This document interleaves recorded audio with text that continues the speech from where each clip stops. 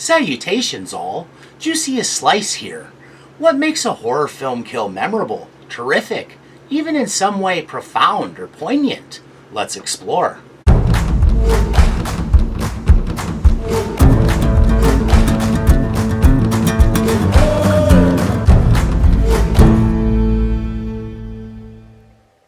Thanks for checking this out. If anything about it trips your fancy, please like, subscribe, and share. Yes. Without further ado... Kirk!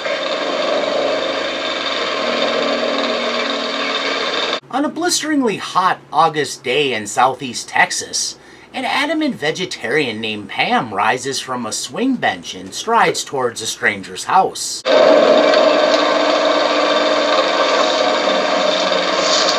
Without an invitation, her boyfriend already went into the house and has yet to return. When she reaches the door, she calls out to him.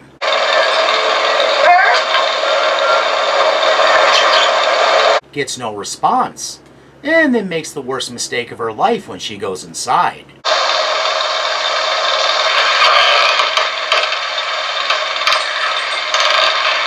She wanders down a hall and ends up stumbling into a nightmare.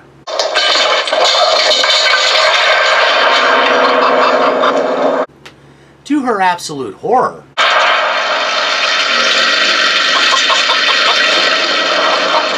the room is filled with macabre objects, some of them obviously fashioned from human bones.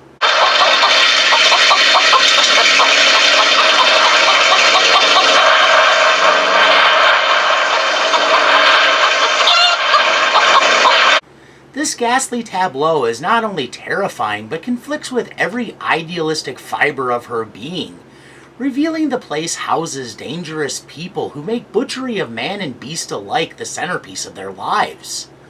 Pam flees the room, only to encounter our killer, the illustrious Leatherface. Who isn't having it? Try as she might to escape, the brute is able to run her down and overpower her.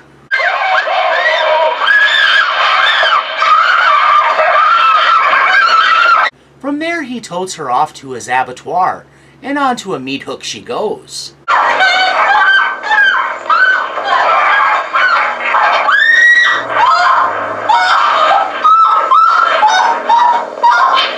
The first time you watched this, you might have thought you saw more than you actually did. This kill has been freaking out audiences for half a century for just that reason. Its subliminal impact, how it triggers the imagination to provide the goriest imagery. There's good reason. The scene is about as close to perfection as possible. From setup to execution, not one shot is wasted. Clued in by Kurt's fate. The audience already knows the house is like the den of a trapdoor spider, so Pam merely approaching the front door quickens the pulse. The anticipation is almost overwhelming because of the inevitability poor Pam will be sprung upon. A triumph of wardrobe design. As she closes the distance to the house, we're given a protracted view of her young healthy back.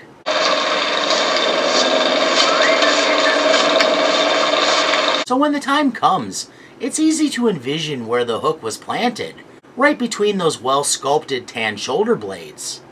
On a beautifully simple level, the way Leatherface scoops her up and hauls her away like a sack of oats taps into the childhood fear of being sufficiently diminutive to be carried away by anyone bigger, whether an older sibling, an angry adult, or a scary abductor, no matter how hard you fight.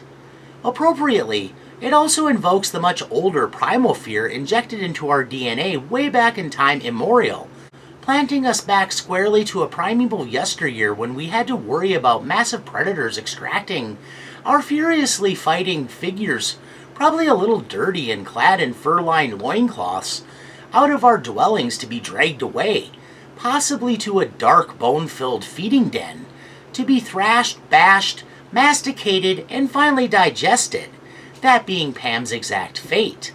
Pam's stance that humans should not kill animals for food creates a twisted irony, because she never considered from her lofty position at the presumed top of the food chain that her judgment only applied to those entitled enough to live without meat as a dietary staple.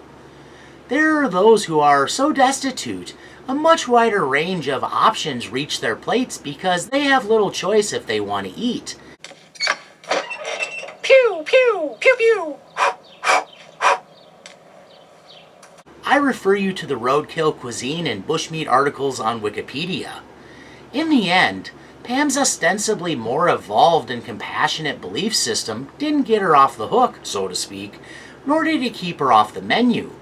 Hers was not a quick end either, really just a prelude to her eventual permanent departure off screen, so it didn't get her any providential brownie points either. On every level, this exit shocks, disgusts, and horrifies, while maybe making more trenchant points about the unfairness of life and sanctimony, and rises to the level, in my opinion, of extraordinary.